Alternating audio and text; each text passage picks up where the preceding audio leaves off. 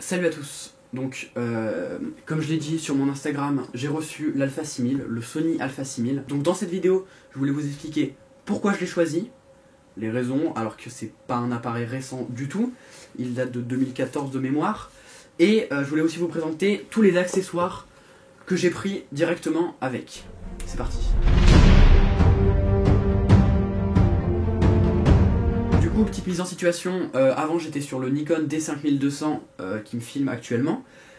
Et en fait, j'ai voulu avoir un appareil photo en plus, un peu plus petit, un peu plus compact, mais surtout un appareil photo en plus parce que très souvent je me retrouvais à devoir tout le temps changer d'objectif quand je faisais des photos, quand je filmais. Et des fois j'avais pas assez de caméra, je me débrouillais là ces derniers temps avec mon téléphone et mon iPad. Autant vous dire que la qualité était dégueulasse, donc j'ai préféré investir dans un nouvel appareil photo. Du coup, à la réception j'ai vraiment été hyper impressionné par la taille du boîtier. Voilà, vous l'avez là, vraiment, il est tout petit en fait.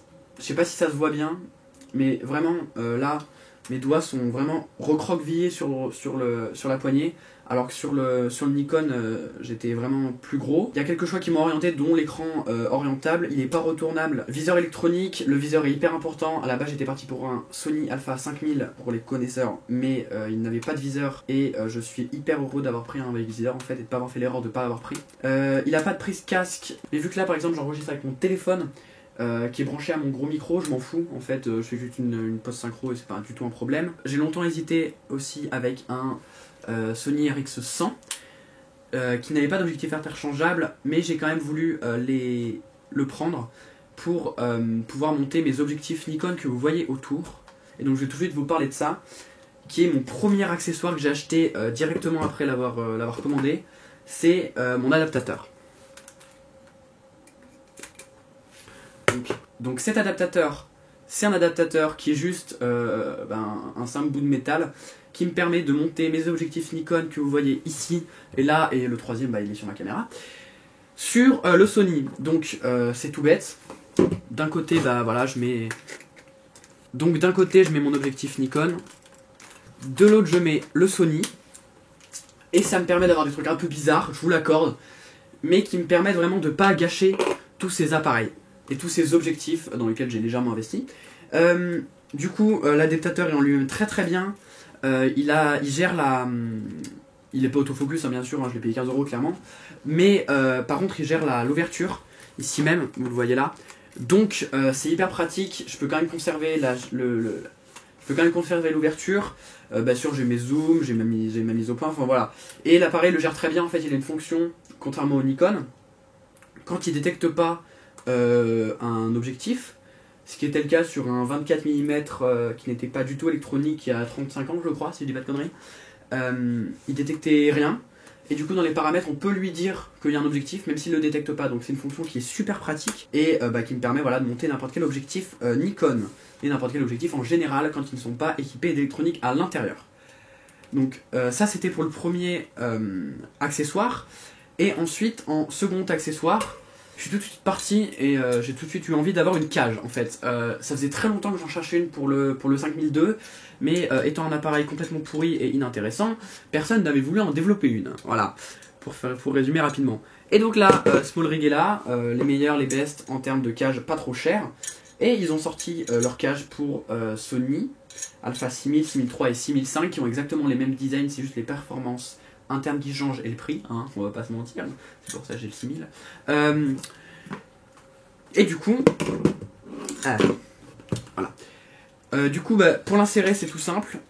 Je pousse ma caméra dedans. Vous voyez, voilà, je l'ai comme ça. Je pousse ma caméra dedans. Du coup, on la clip juste dedans, comme ça. J'ai un peu galéré, mais bref. Donc on visse là, ici, tout simplement. C'est pour ça qu'il faut toujours avoir un tournevis sur soi. Petit problème déjà que j'ai relevé, que je vous dis parce que voilà. La vis c'est pas d'hyper bonne qualité, donc on peut très rapidement l'abîmer et la casser, t'as vu. Ensuite, voilà, je monte mon objectif.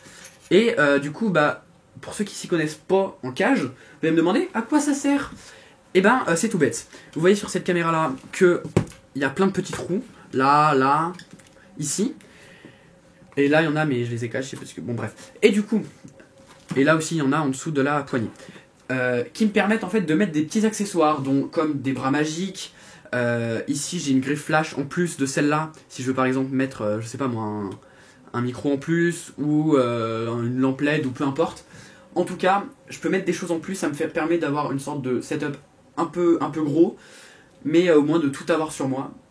Et en plus, j'ai rajouté cette poignée. Donc, j'ai rajouté cette poignée que j'ai trouvée sur Amazon. Bien sûr, tous les liens sont dans la description de tous les produits que je vais vous montrer aujourd'hui.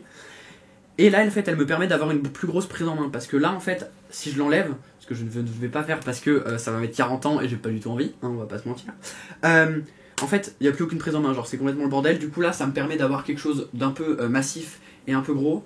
Et l'avantage du bois, c'est que bah, déjà c'est pas froid contrairement au métal qui est ma poignée d'après, donc c'est plutôt agréable. Et surtout, je vais sans doute le reponcer et ensuite le revernir bien sûr pour avoir une meilleure prise en main en fait pour mes doigts, pour mieux l'adapter à mes mains. Voilà. Donc l'avantage de cette cage, c'est que vu qu'elle est développée vraiment pour l'Alpha 5000, pour l'Alpha 6000, on a vraiment un très bon accès à tous les boutons. Voilà, il n'y a vraiment aucun problème. Vous voyez, même là, la trappe, elle s'active sans problème. Et depuis tout à l'heure, j'ai ça sur le côté. Alors ça, en fait, c'est tout simplement un serre-câble. Donc en fait, quand vous branchez votre câble HDMI ici, là, sur la prise, en fait, si quelqu'un se prend les pieds dedans, si votre moniteur tombe, si quoi que ce soit, ça peut potentiellement arracher votre prise. Et en gros, il faut se dire qu'une prise à réparer sur un appareil photo, ça coûte le prix de l'appareil photo, hein, clairement. Donc, vaut mieux investir dans une cage et dans un petit truc qui coûte, je crois, de mémoire, autour des 60 balles, pour pas avoir à réparer ce petit problème. Et du coup, tout à l'heure, je vous parlais de poignée, vous la voyez peut-être dans le décor, je vais éviter de trop y toucher parce qu'il y a mon microphone dessus, mais en gros, je peux, voilà, mettre ma... Vous avez plus rien à entendre. Je peux la visser ici, pour me permettre en fait déjà d'avoir une poignée supplémentaire pour faire des plans plus près du sol, donc vraiment à ras du sol. Je vous mettrai des petites vidéos d'exemple, vous inquiétez pas. Mais surtout, vous avez ici sur laquelle est monté mon micro, merci, une grille flash en plus. Donc c'est juste une fixation, mais elle vous permet voilà, d'accrocher n'importe quoi, toujours un moniteur, quoi que ce soit. Et puis il y a aussi pareil des petits trous pour permettre de fixer d'autres bras magiques ou d'autres accessoires. Pour finir sur les choses que j'ai avec, j'ai mon 16 mm de 8 de chez Sony. Donc c'est une monture E comme l'appareil, donc là il n'y a pas besoin d'adaptateur, c'est celui que vous voyez en début de vidéo. Et en fait, je l'ai choisi tout simplement parce que le but principal de cet appareil, ça va être d'aller en cours avec, en fait, voilà. L'idée peut paraître un peu débile, mais voilà, j'aime bien prendre des photos tout le temps et avoir tout le temps un appareil photo. Donc c'est pour ça que j'ai choisi un appareil photo petit et un objectif très petit et très léger, qui va me permettre, quand j'aurai plus la cage, parce que là ça fait un peu énorme, de l'avoir tout le temps avec moi, de ne pas avoir de problème, contrairement au D5002 où j'ai juste l'impression d'avoir plus de coups au bout de 30 secondes. Voilà. On part sur quelque chose de très léger et très compact. Je vous affiche le poids quelque part, puisque je m'en rappelle plus, mais je vais le peser juste après. Pour finir, il y a ce dernier petit accessoire qui est en fait la housse en cuir Sony, donc qui est de très très bonne qualité, vraiment. À l'intérieur vous avez du microfibre qui vous permet de pas du tout abîmer votre appareil si un grain de sable vient se mettre ou si une connerie vient se mettre. Il coûte une blinde, hein, il coûte 45 € sur Amazon, c'est violent. Mais j'évite de le mettre parce que voilà, j'ai ma cage. Et celui-là par exemple je l'ai pas payé, je l'ai eu voilà, avec mon appareil photo, puisque je l'ai pris d'occasion à 320 € alors qu'il coûte je crois, enfin nu hein, bien sûr, alors qu'il coûte je crois autour des 450-500 nu toujours sur Amazon. Vous avez tous les prix et les liens bien sûr toujours dans la description. Donc pour résumer, cet appareil vraiment je l'ai depuis hier et j'en suis juste ultra content. En fait en 2 heures je l'avais entièrement pris en main, j'avais fait tous mes réglages, j'avais plus aucun problème, je savais tout faire.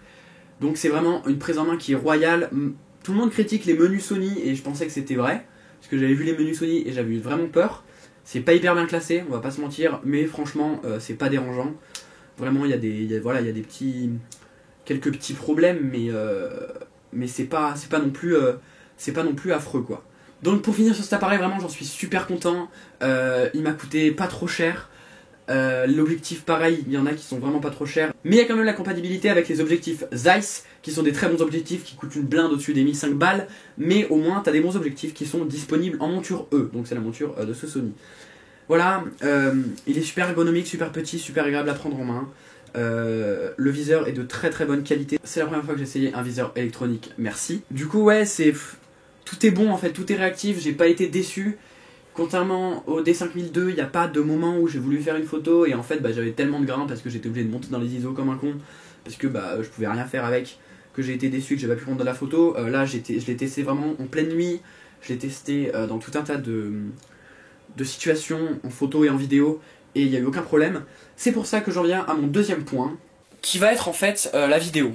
Donc demain on va tourner une petite vidéo qui sera une sorte de test photo et vidéo de l'appareil photo. On va se balader juste dans Lyon et on va vous faire des petits plans, des petites photos, des trucs sympatoches comme on dit. Voilà, avec différents objectifs, avec mes objectifs Nikon, avec l'objectif que j'ai là, le 16-2.8 Sony. Voilà, pour tester vraiment beaucoup de choses. Donc au moment où vous regarderez cette vidéo, je vous dis à après-demain pour la vidéo test des différents objectifs et produits sur ce Sony. Ciao.